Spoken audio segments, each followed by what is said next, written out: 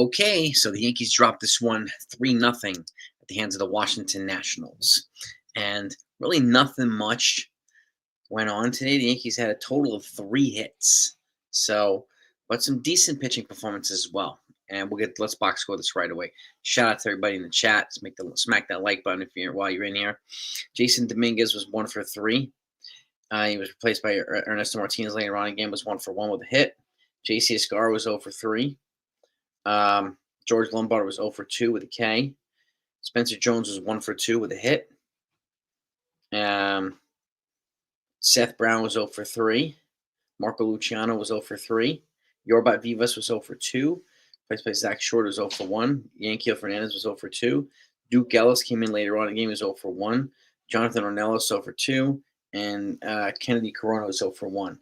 The only guys that got hits in the game were Spencer Jones, Ernesto Martinez, and Jason Dominguez. That's it for the hits. So it was a very quiet offensive day for the Yankees. Buckeye, there he is. What's going on? Now, on the pitching side, Will Warren, he took his next step. His four innings pitched, 2 hits, no earned runs, 2 walks, 3 strikeouts, and 50 pitches. His ERA this spring so far is .87. So, placed by Jake Bird. First time he got hit this offseason. This spring, I should say. 2/3, 2 hits, and a K and a walk. 2 runs. Placed by Yuri De Los Santos, threw an inning and 1 strikeout clean. And then Carson Coleman came in 1/3 of an inning, 2 walks. So it wasn't very productive for him. Oswaldo Beto came in, threw a clean inning. And then Curvin Castro came in with a clean inning as well. So all in all, relatively quiet day across the board for the Yankees. And not many hits. But I'm not surprised. I mean, they don't have many starters in there right now. That's pretty much it. But Will Warren, the guys that we need to take steps forward are taking steps forward, right? Will Warren took a step forward. Spencer Jones continued to be productive. Jason Dominguez continuing to be productive. They're both hitting in the 300s this spring. So guys that we need to see hitting are hitting that are in the lineup right now. Okay, and they're still going to be. I have a feeling Max Schumann's. He's playing like he wants to come up north with the team for opening day. So it sounds like they're gonna start Oswaldo Cabrera at AAA, which is not. I mean, I'm not surprised at that. They're gonna ease him back from a pretty gruesome injury, so I think Max Schumann has a really good shot at making this team. The roster spots beyond him still remain to be seen, but obviously we know it's gonna be Ahmed Rosario, Paul Goldschmidt. Beyond that, is it going to be Randall Grichuk? My question is, when are we going to see Randall Grichuk playing? I haven't seen him play yet. So, and when are we going to see Rafael Montero? The guy still has relief. The guy still has having visa issues, and he's not the only one that's having issues with his visa. There's a bunch of Cuban players and a bunch of players who were denied entry into the U.S. for the World Baseball Classic because of these visa issues. And this is the 3rd time that Montero's had a visa problem. 2022, 2023, and then this year. So I don't know what the problem is with his visa issues, but he's having it again. So he has not reported it yet, which is why I think, that I would keep an eye out for a trade. Michael Kopech would be nice, but he's not going to have a full spring. So he's going to have a delayed start to the season if they sign him. If they trade for somebody who's in camp already, like a Garrett Clevenger I keep mentioning, then he could, he's a guy that would have a full spring. So, USA is losing money. That's all right, Buckeye. Why should we never assign Grisham? Why? I think the USA will be okay. Who won between I was watching it this morning. It was between Japan and Korea. I have a feeling Japan won because they took a lead later in the game, like 8-5 over Korea. Curious to know if they won or not.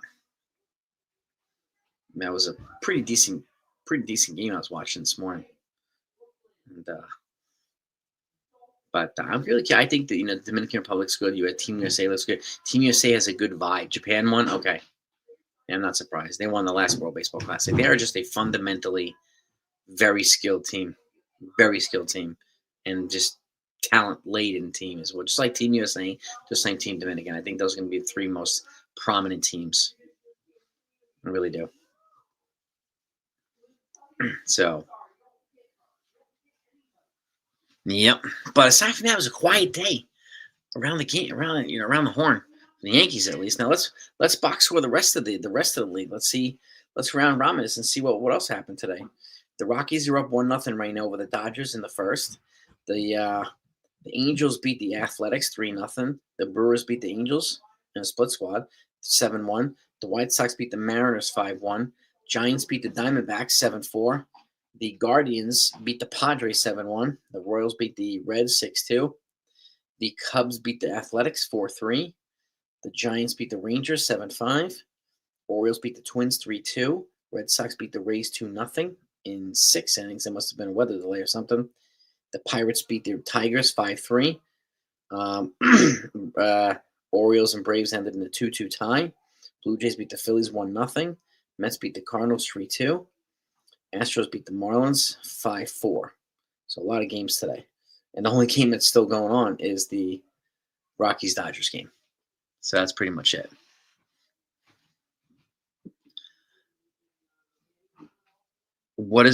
So if he had a career year last year, that's reason to not sign him for this year? And then they're not committed beyond this year. It's a 1-year deal. And it's a much better value than $60 million a year for Kyle Tucker, than $42 million a year for Bo Bichette. So why should we not have signed him? He's a solid player. And again, he's not going to tie the team up beyond this year. So if he doesn't play well, then if he doesn't play well this year, he could be replaced by Spencer Jones, right? So yeah, if he's in the building from the strike zone, what's going on, brother? What is going on? Quiet day for the Yankees, man. Really quiet day for the Yankees. But like I said, the guys that we need to see hitting, Jones, Dominguez, are hitting, right? And Ozzy Albies had a walk-off with an L. Good for him, man. Good for him. Solid young player. Netherlands, man. All right. Is Didi playing for the Netherlands? Didi Gregorius?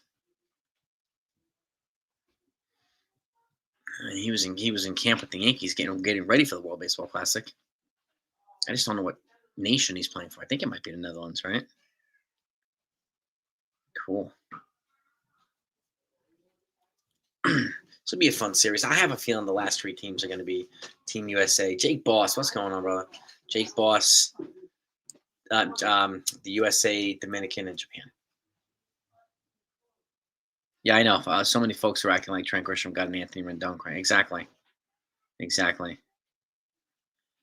Yeah, I think the experiment, Ryan McMahon is shortstop. I mean, I understand they wanted to see if he could have positional versatility, but I think it's not working. So I wouldn't do it. I wouldn't go any further away. There's no need to. I'd rather give the young kids an opportunity and keep him at third base where he's productive, elite. Chef Nick, what's going on, man? And again, Team USA versus Team Dominican. Yeah, I could see that. The energy in Team DR is just super high. The energy right now in the US is high too. So I could see that'd be a fun championship.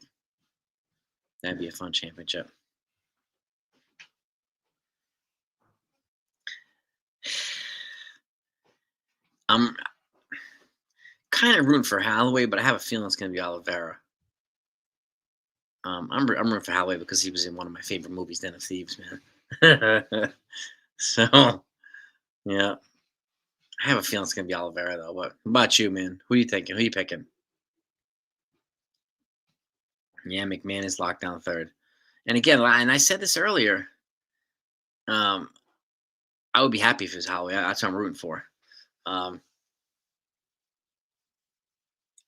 would hate for him to play shortstop and start to develop bad habits and bring those bad habits over to third base. I would rather keep him where it works, third base, right? So, yeah, it's 1 year. They're not tied down beyond this year for Trent Grisham, but so many folks are poo-pooing the Trent Grisham deal,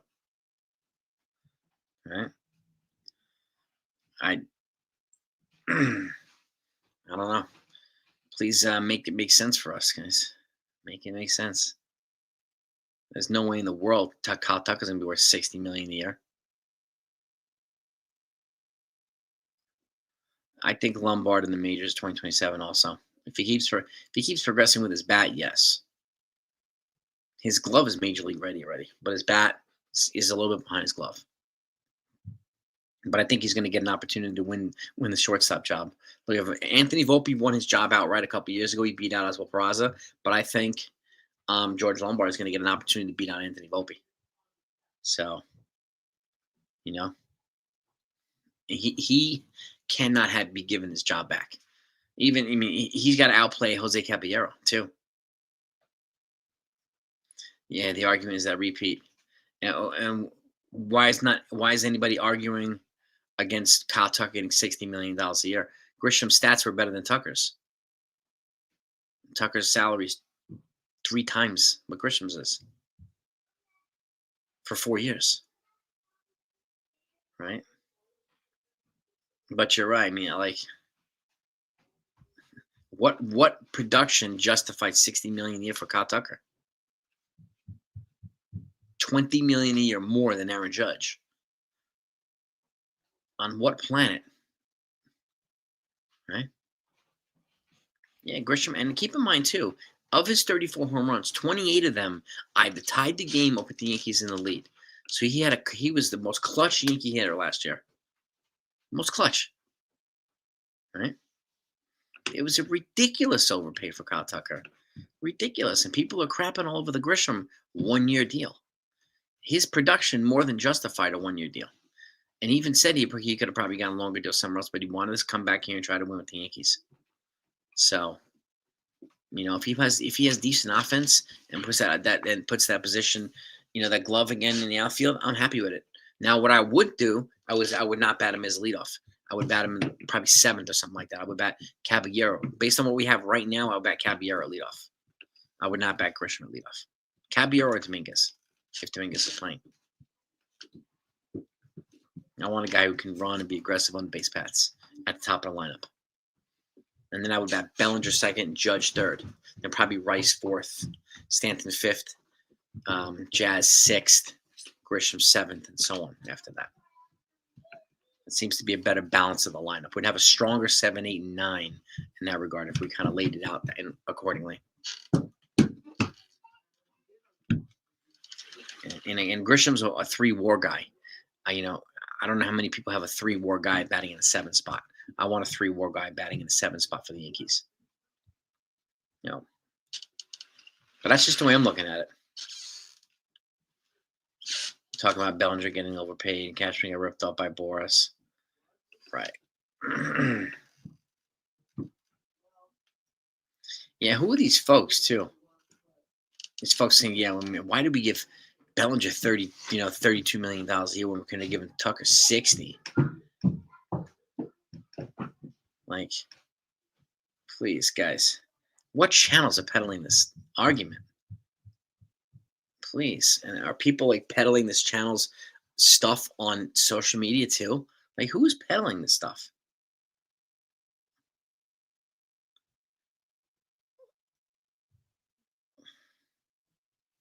Yeah, the talking points people, exactly. The talking points people. Yeah, Buckeye. Yeah, put men on the base for Judge. I want a guy who's gonna Caballero can get on base.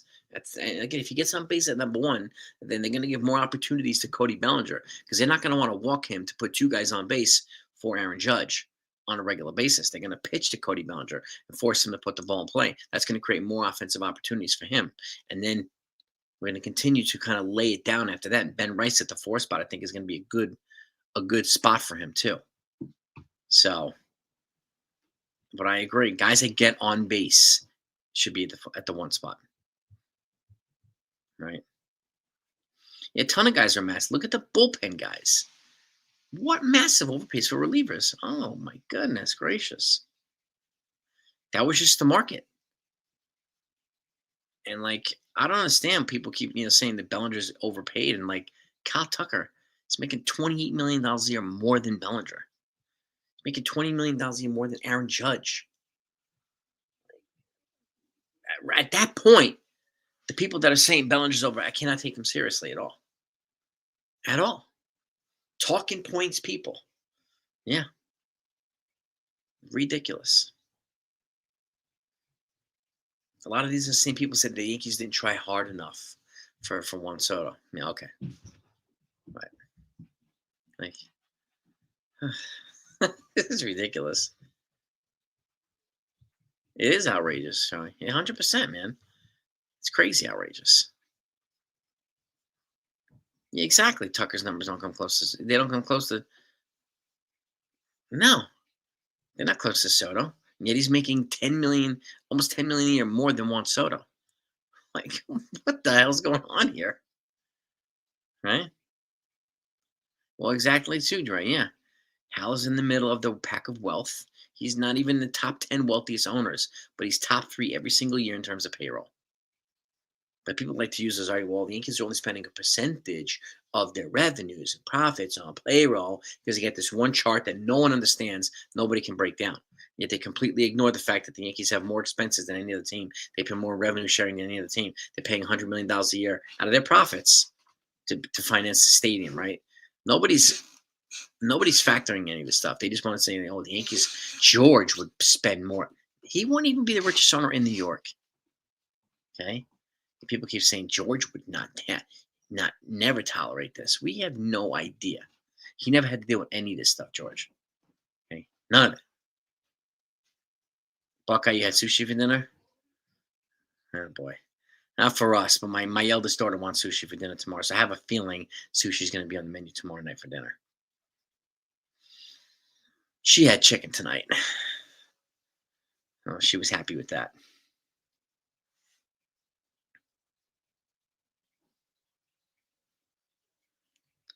Exactly. And my apologies. I keep forgetting. I'm condescending and I talk to people. I talk down to people and I break down the economics and finances. That's the MBA in me. My apologies. Thank you for reminding me, NFA. It is excuses, big time excuses. I'm a shill for Cash. I'm a shill for Hal. I'm a shill for Boo, and that's why so many people call me that. Yeah, they're invited here anytime to break down economics with me. We can break down the finances, and you can be heard and be seen. But if you're not ready for it, then I would not come on here. Yeah. I don't think there'll be a salary cap. No, I don't think the union's going to agree to that. There should be a salary floor, though. It is easy to spend other people's money. 100%, bro. Finances. This is true. Finances don't matter. Yeah. Yeah. People tend to forget that the Dodgers filed for bankruptcy that was in 2011, and they were bailed out by the Guggenheim Group, this ownership that owns them now. Yeah. It's the only reason they can spend the way they spend right now. He filed for bankruptcy because the owner had an expensive divorce. So he filed for bankruptcy because he couldn't meet his payroll obligations. Now, I broke that down too on this channel. All the details into it too. Yeah. And they also have this TV deal thanks to the Guggenheim Group, which is not subject to revenue sharing the way other teams are subject to revenue sharing. Yeah. People don't want to hear about that stuff. They just want to hear that Hal is not George. Cashman's terrible. Aaron Booth sucks. That's what you want to hear. Right? The Yankees front office definitely needs to take financial office from the advice from the fans. You got that right, especially the talking points channels who have connections.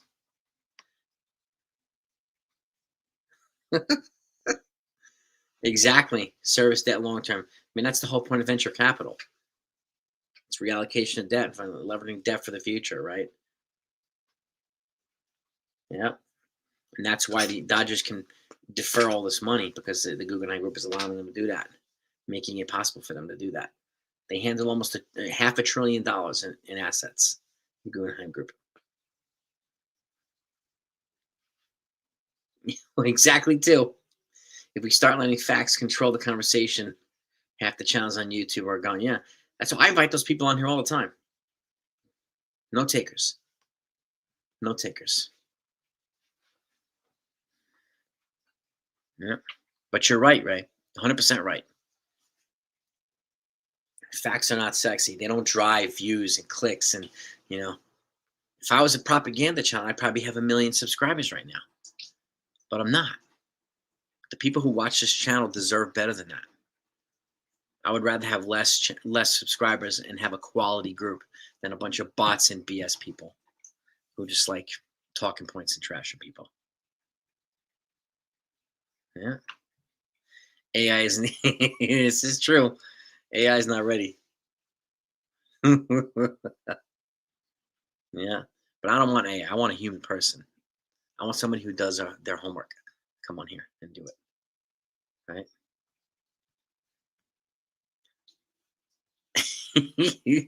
My apologies, Edifi. I think you're right, man. I gotta remember. I gotta keep this in mind, man. I gotta stop with the excuses, man. I am hurting people's feelings. The people who don't appreciate facts are probably offended by what I'm saying. So my apologies. So I'm gonna apologize from the bottom of my heart for nothing.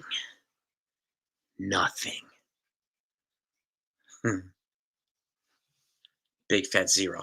That's what I'm apologizing for. The people that come here deserve the facts and deserve the full story, not just the one side I want people to hear. I don't do talking points. I don't do propaganda. I never will.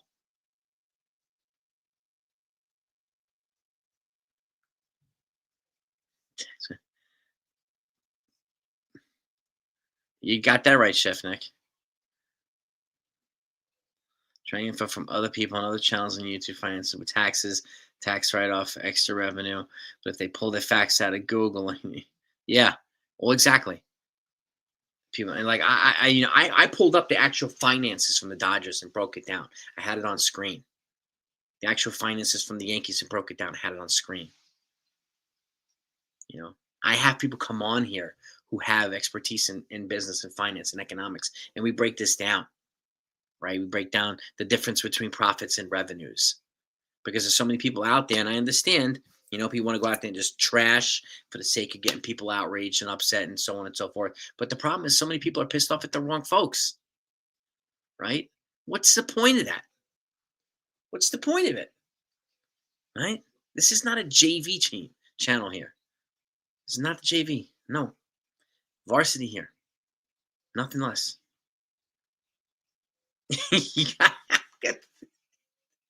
They get a lot of that money from Manscaped is financing a lot of the propaganda, man. Yes, it is. At least they're nice and smooth, right?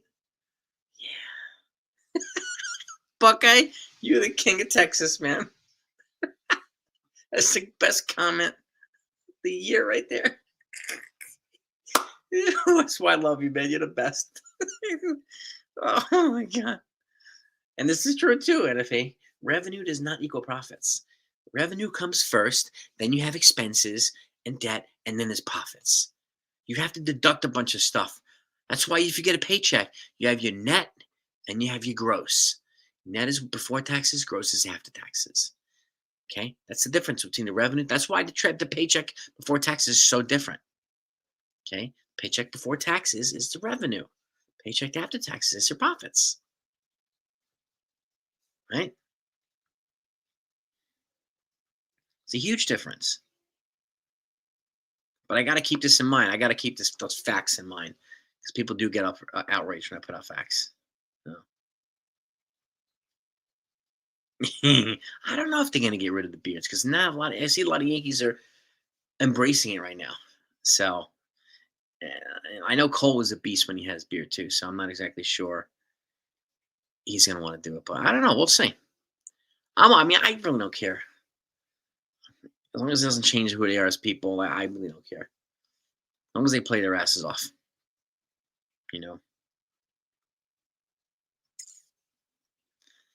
They're, yeah, just like it, let's just break a few things down, right? And I'll just from a basic mathematical lens, let's just say they make 700 million in revenue, right? Right? Take 350 right off the bat for payroll. Now you cut that in half, you're down to 350. Then take the $100 million a year they pay in the stadium. Now we're down to what 250? Then you take the revenue sharing, which is about $125 million a year. Now you're at $125 million.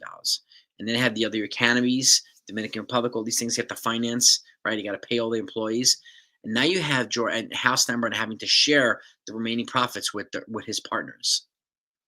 And we just took not almost 90% of the revenues away from the profits, right? That's just basic math, right? We didn't even break it down even further, which I've done. Yeah, keep the beards, keep present. I'm fine with that too, as long as you're not looking like Grizzly Adams. I don't want to feel like I'm, watching Duck Dynasty. Like, I get that too. Wolfman, yeah, he's like kind of fuzzy. He's like a little fuzzy. Yeah, but I like this Yankees team is very close knit, right? The energies on the team, the camaraderie is just different on this team, which I like. So, and I don't know how much the beards have to do with it. The facial hair has something. I don't know, but as long as they keep embracing each other and playing hard for each other, then you know what I mean? Ah, damn, I'm getting carried away, NFE. Sorry, man. My apologies. I gotta stop with these facts, man. I gotta the finances. Shit. Man, let me take a couple of breathers here, a couple few breathers. Just got to remember Holiday in Oliveira tonight. That's happening tonight on Paramount, baby. Oh, yeah. That's why I'm glad they game ended early. My wife's bathing the girls now. We're going to go up and do bedtime after this. So, and then hopefully I'll be able to watch the fights, which would be nice. Yeah. Is that the main? Is there a co-main, NFE?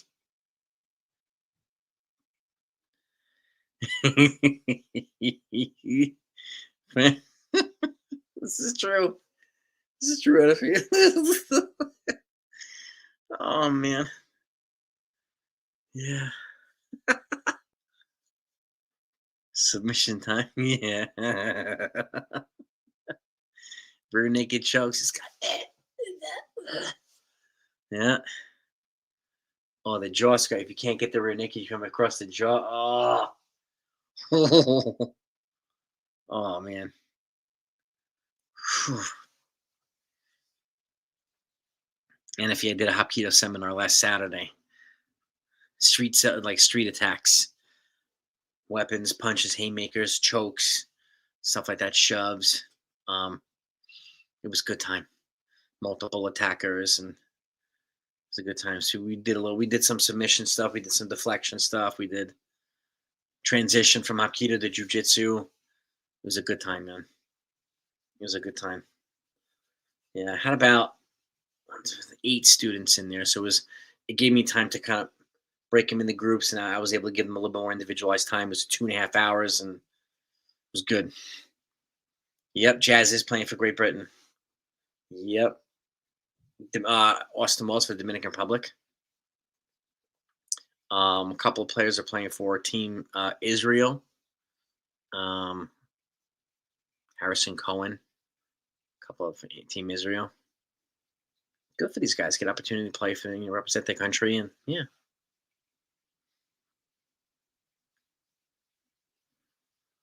It's you're welcome, Nick. Look, it's I have a couple economics degrees, so it's important to if I can break that down for people who don't understand. I want to do that, right? And a lot of it's simple math, bro. And just people understand because there's so much misinformation that YouTube channels spread out there, right? And it's knowingly spreading this misinformation, so it's very disingenuous. And then it gets people angry, right? At Hal, angry at Brian Cashman, and Aaron, like, just why? Why? I don't see the point. But it's important to understand the basic, just economics 100, right? Not even going macro, not even going anything beyond that. Just doing that in basic economics. Oh, oh. Who you going? You going Varela or DeRedder? Oh, It's a nice co-main, but I'm looking forward to Holiday and what do you call it, Oliveira. I'm looking forward to that one. Those guys are just those guys are those guys are straight up brawlers, straight up fighters, skill fighters too, man. It is a tough one, man. We're gonna talk about this tomorrow. Get to dissect it after it's over. I'd love to get your feedback on it and see. And if you and I talk a lot about MMA, UFC stuff. You we are fanatics with this type of stuff. Yeah, I'm thinking the same thing. And my brain, it's like my brain was telling me Oliveira, my heart's telling me Holloway, but Holloway, but I don't know. I don't know. I wouldn't be surprised if Holloway won. I would not be surprised. But that's that's why these guys are who they are in the UFC. That's why we watch them, right? Yeah, that is right, man.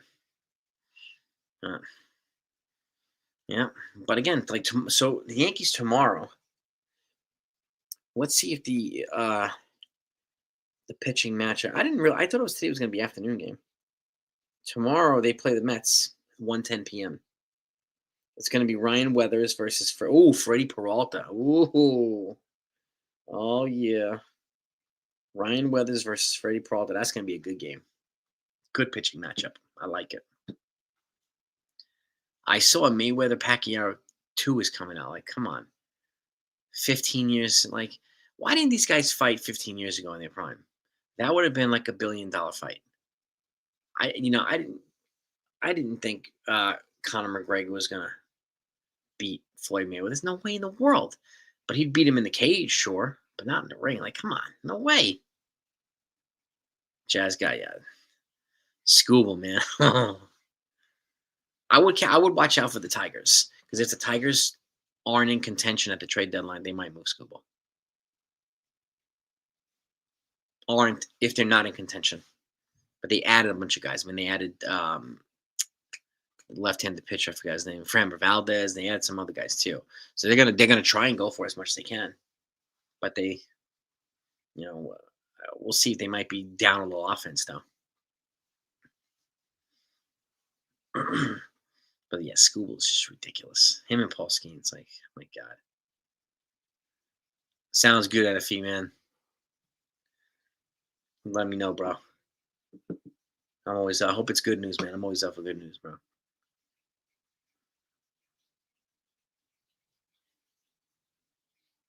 Yeah, did he duck Pacquiao? I think Pacquiao would have given him trouble.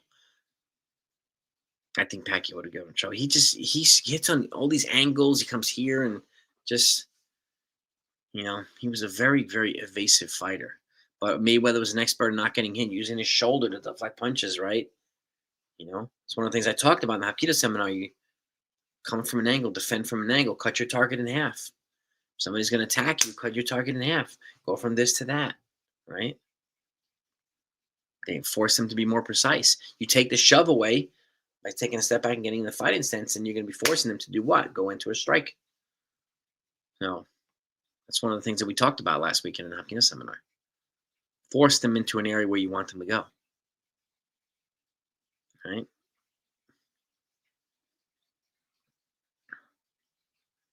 But man, nothing to take away. What is Mayweather 54-0? Like, that's just all time, man. But I think I'm Pacquiao's fights were more exciting than Mayweather's fights. Yeah, Prime Pacman was ridiculous. It was absolutely ridiculous.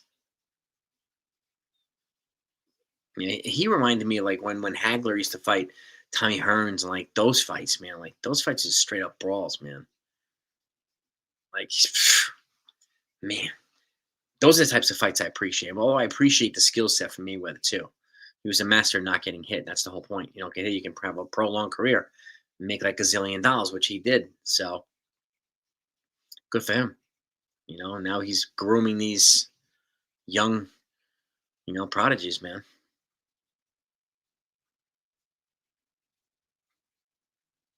Who's fighting Tyson in an exhibition?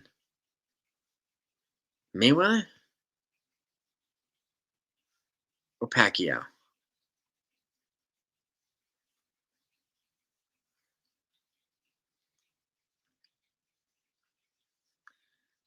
Mayweather's fighting. Oh my god. Oh boy. You live a mile away from Larry Holmes. You ever see the guy? Personal appearances inside. Yeah, that was the way it was with Pete Rose in his last couple years. He lived off of autographs and appearances and stuff like that. Unfortunately, and he was like shunned from baseball. But you see Larry Holmes a lot. I mean, I hope he's well, man. And he was a great fighter when in his heyday, man. He was a great fighter, and then he ran into the wrecking crew named Mike Tyson. You know, I remember because he didn't he knock out Ali, and then Ali told Tyson to go get him as a payback, and Tyson beat the crap out of him. He's not in good shape. It stinks to hear.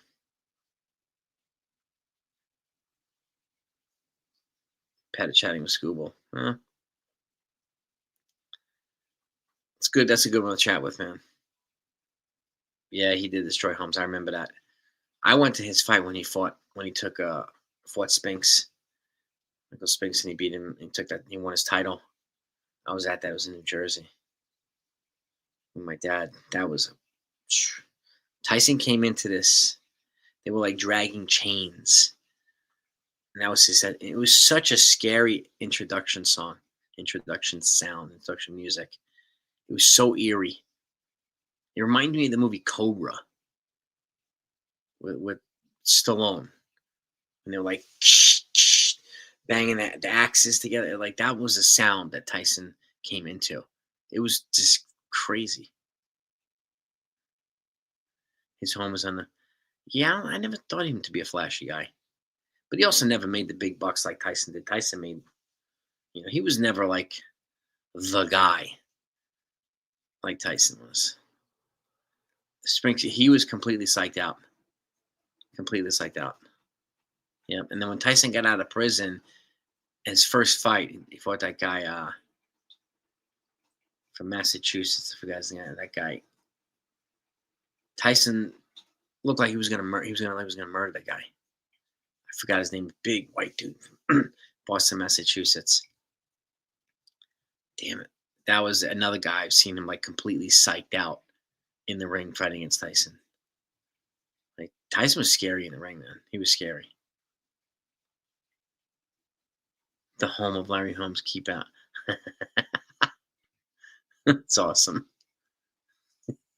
Is he at least nice? The Italian guy. I think he was an Italian guy. I just forgot his name. Peter McNeely? Was he McNeely? Yeah, I think he was. I think I had a Boston accent too, and he was taunting Tyson before the fight, and then Tyson just picked him apart. Picked him apart. I think his name was Peter McNeely. Maybe he was Irish and Italian. I remember that fight too. I wasn't at that fight. Though. I was at the one when he beat Spinks. Yeah, that guy was taunting Tyson. Then he was taunting Tyson before the fight. Yeah, I mean, could be Irish, could be Iranian, Irish and Italian. Either one. Tyson was in a bad place when he fought Buster Douglas. He was in a really bad place. Because I remember that fight, and then Buster Douglas lost the next fight against Michael Moore. If I remember correctly, Moore took his title away from him. If I remember correctly. I don't even know if he had one successful title defense. But Tyson was in a very bad place when he fought Buster Douglas. I think had Tyson been in a better place, he would have probably beat him. Because that fight go 11 rounds, 12 rounds. was a long fight. But then Tyson, like, he lost Customato, then he got divorced. His wife, Robin Gibbs, like, he was in bed doing drugs. He was just in a terrible place. Yeah. James Butts Douglas, yeah. But hey, Robin Givens, man. Yeah. Bust Doug, yeah, that's right. She asked him to win that fight right before she passed. I remember that too. That was definitely motivation. 100%. 100%. Yep. Brad, trip down memory lane here with you guys. Boxing, I love it. I love it. Yeah, Robin Givens, man. She was not good for Tyson, man. Not good for Tyson. Yeah, I don't know where she's at now. I remember last time I remember her, she was in the movie Boomerang with Eddie Murphy. Beyond that, I didn't see any, I haven't heard anything from Robin Givens. I don't even know where the hell she came from. Was she in 21 Jump Street or something? Or where'd she come from?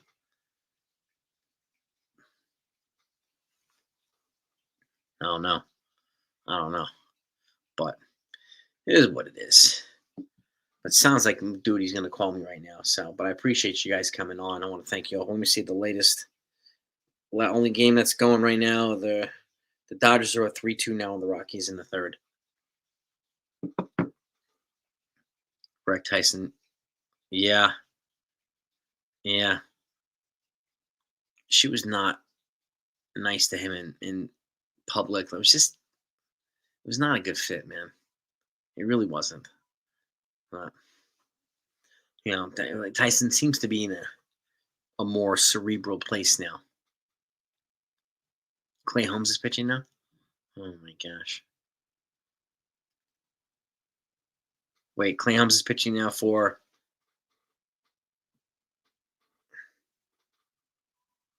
Team USA, or is he pitching tomorrow for the Mets? Is Clay Holmes in Team USA? Buckeye? Is he in Team USA? Wow. What the hell? Okay. All right. I didn't realize he was on Team USA. Okay.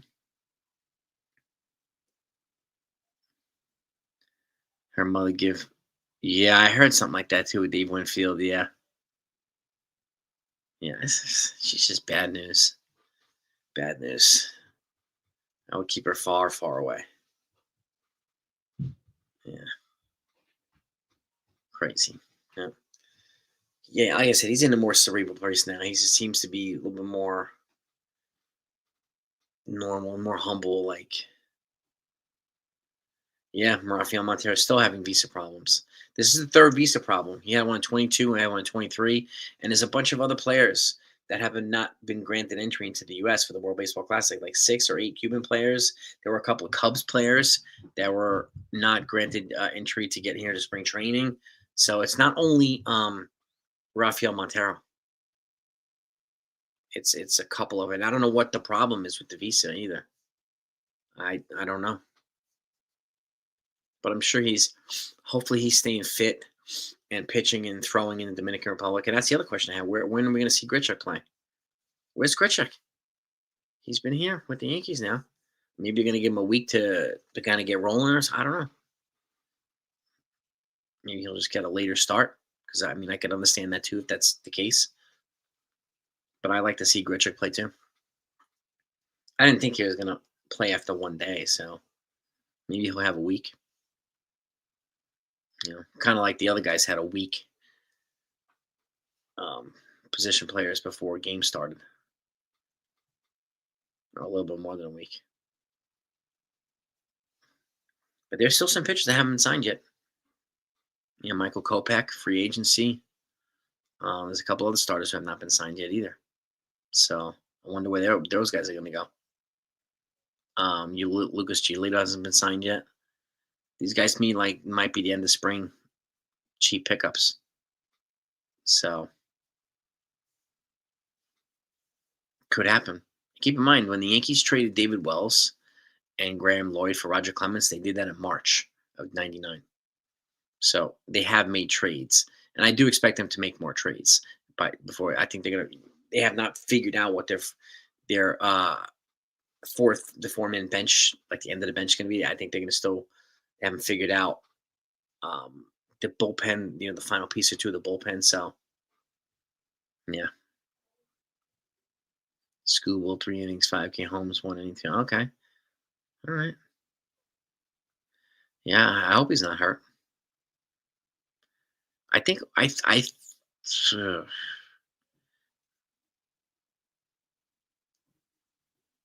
I think I don't know if any Boris clients are left. I'm not sure if uh, the final ride they're happening little by little, cruise control. You'll just see like guys getting reassigned to camp and this and that and so on and so forth. Those are considered cuts. So the roster's going to go from 72 and it's got to be down 26 before opening day, and that can happen until the morning of opening day. So you'll see this finalized. You probably won't know the 26-man roster until the day before opening day. So they just this happens little by little, cruise control. And right now at the World Baseball Classic, we just don't know. That's why they give these other guys opportunities to see if anybody can contribute to maybe be a part of the bench here or something. So the guys are also playing for promotions in the minors, because if they do have on the call Spencer Jones up at some point, somebody's gonna have to take his spot in AAA. So guys are playing their butts out right now to try to get a spot in AAA and AA and so on. So a lot of things happening behind the scenes with these other folks too. So that's just it's something to keep in mind too. Yeah. Italy had chicken parm. Yeah, Buckeye, you know that. You got that right. Yeah. Brazil has the capoeira. Italy's got chicken parm. I'm going with chicken parm all day, baby. Yeah, but it's the first time Bird got hit today. He's been otherwise pretty good this offseason, so this spring. Yep. So we'll see how, like I said, these guys get hit. I want to see how they come back the next time out, and see if they get back on track. That's a sign that it's just a kind of a blip, and not a trend. Those are things that I look for. So it's like Yamamoto got lit up early in the spring. Kuroki Saki lit up earlier in the spring. It just happens with pitchers. Right now, he's still working on stuff, and he's working on another out pitch, Jake Bird. So, but aside from that, he's been pretty good. And you give up 2 runs, his ERA is only in the threes. So he only has like 6 innings pitched anyway. So as of right now, I think he's got a lock on the roster spot, on a bullpen spot, if I had to guess. But I could see them trading for a relief pitcher before it's all said and done, before the season starts. So I'm not exactly, like I said, Cade Winquist, I'm not sure. I think he's on the bubble right now. Guys like Angel Chevy, who they acquired a couple weeks ago from the Rockies. He's got a bunch of options, and he's got a bunch of controllable years. He's got 5 controllable years, so I could see him being an option at the AAA, working in the Matt Blake lab, and then coming back later, just kind of like Jake Bird did. He got optioned out, okay? Spent the rest of the year in AAA, worked and stuff this offseason, and now he's a much better pitcher this spring. But we've got to see that. This is what I look for, and I think what these guys look for too. If they get hit, how do they rebound the next outing? So DeYoung, I don't think he's gonna make the team. But I know some of these guys like DeYoung and like Seth Brown, I think these guys have opt-outs in their contract. So if they're not on the roster, they can opt out and become free agents. But if they don't opt out, I can see them all in AAA. So that if something happens and they need some depth, they have depth, right? And so I'm hoping that a lot of these guys, some of these guys at least don't opt out and they stay with the team. But we'll see. DeYoung, Seth Brown, a couple of these other guys too. So, they do have better depth this year to withstand injury and poor play. So, and depth to me is better bench is closing the gap from your starters to the backup player, right? So that there's not that much of a drop off in production from your starter to the guy that replaces them later on in the game, right? So that's why I'm happy that they have a better bench. And this is probably as good of a bench they've had in probably a decade. So I'm happy to see that. But again, on paper is one thing, performing is another. So they've got to back up the on paper. just like every other team does. So, well, that could be too. Yeah, you could pull some, make a trade. Like, yep. And then, they haven't traded a top five prospect yet either for anybody. All the trades they made, nobody's in the top five. So they're loaded with prospects, so that if they want to get a big arm at the trade deadline, they can do that. If they want to get a big bat at the trade deadline, they can do that. Right. So if they feel like they're one piece away from winning the World Series, they have the pieces they need to get a trade. Right. So, and like I said, if they need an arm, there's only one thing cheaper than a year of Scooble. Right. And it's 2 months of Scooble. If somehow he's available to trade deadline, he's not going to cost as much as he would right now. So, just something to keep in mind. I'm keeping this on the back burner for me, but crazy things have happened. And, this is the last year of Cashman's contract, coinciding with this end of the CBA. So, if he does not come back, then, I wouldn't be surprised if he wants to go out with a bang. Taking Soto's comment about their farm to heart, and that's why they haven't. What did Soto's? I don't know. What did he say about their farm?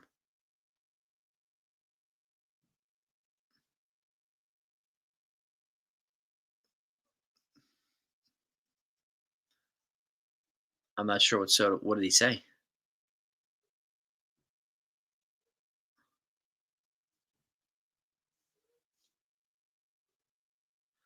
The Mets were better.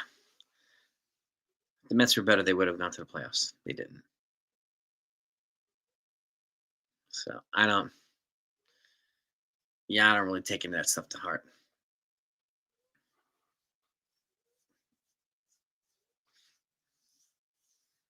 Man, now this year they got Bo Bichette, they got Luis Robert, they got Freddie Peralta.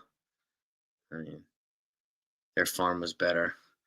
I don't really go by the rankings either, because their farm also took massive drops when they traded Luis Angel Acuna for Luis Robert. They traded some of their top guys for Freddie Peralta. Their farm dropped like 20 spots too, right? It went from 4 to like 20. That's what happens when you make a trade or when you promote somebody to the majors. The farm takes a drop. So, but you know, look who we're producing in the farm. Cam Schlittler, some of these guys, Elmer Rodriguez, Carlos Legrande, right? So that's the way I look at it. We have a lot to look forward to. A lot to look forward to. That's why I don't take to heart too much what the farm rankings are. If our farm was that bad, we wouldn't be getting rated every year in the Rule 5 draft either. So, uh, you know, we'll see what happens. The Mets have to put the money where their mouths are, right? And you just look at other teams. How many starting pitchers are in the Dodgers rotation that are actually theirs that they've developed in the farm?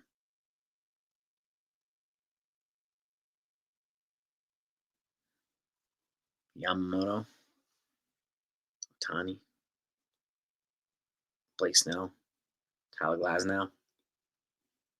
Are any of them not in free agents or trades, mercenary types? Are any of them in the farm developed through the system? Aside from, with the exception of Clayton Kershaw, who's now retired. Um, Man, look at the people they have in the field. Freddie Freeman, no. Teoscar Hernandez, no. Mookie Betts, no. Most of their team is not developed in the farm, right? That's why I don't really pay too much mind what when people say stuff like that. It's almost like they're not thinking about these other things. Uh, People are entitled to say what they want to say, you know. But the Mets haven't won a World Series in 40 years, so 4-0. So I would not really talk too much until they win a title. Is their team good? Yes. But gotta win it all. If you want to talk like that. That's the way I look at it. But that's just me. I'm not paid by the Yankees. Who am I? So, but anyway, let me let y'all go. Thanks so much for joining me. You are the best. Peace and love to all these. We'll be back tomorrow. Hopefully, be talking about a Yankees butt whipping of the Mets. All right, you guys are the best as always, and I love spending time with you guys. You're not crazy to think JC Scar could start the season at AAA. My only concern at that one is I hope that Ben Rice is not the backup catcher. I don't want to risk injury. And if he starts in AAA, who would be the backup catcher? Is my question. I would stop the Ben Rice at backup catcher experiment like immediately. But that's just me. That's just me. But I don't know. I mean, he could start at AAA. He could. But that's contingent upon the Yankees not deploying Ben Rice as a catcher. I just don't want to risk injury, man. I want to keep my first base. And if I'm going to go into a different position, it's going to be DH. So, I don't know. But I get what you're saying too, NFA. It could be. It could be. Man, I just worry about Ben Rice. I think he's going to be one of them more. Yeah, I would want to say I want to save Rice's legs. He's going to need to be a good hitter. But let's talk about that tomorrow some more. Guys, love you guys. Have a great night. Let's freaking go Yankees. And I'll see y'all tomorrow.